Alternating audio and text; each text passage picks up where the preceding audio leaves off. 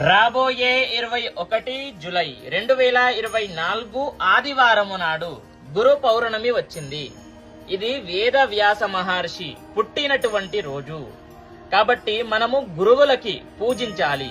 ఈ రోజు మనము ఏం చేయాలి అని అంటే, ఫస్ట్ గా మన మొదటి గురువు ఎవరు? మన తల్లి తండ్రులే. కాబట్టి వాళ్ళ కాళ్ళు కడగండి. కాళ్ళు కడిగి నెత్తి మీద చల్లుకోండి. విశేషమైనటువంటి ఫలితము లభిస్తుంది. మరియు మీ గురువులు చిన్నప్పటి స్కూల్ టీచరే కానివ్వండి, లేదా మీకు విద్య నేర్పినటువంటి ఎటువంటి ఏ విద్య నేర్పినా సరే వాళ్ళు మీరు గురువు కిందికే వస్తారు.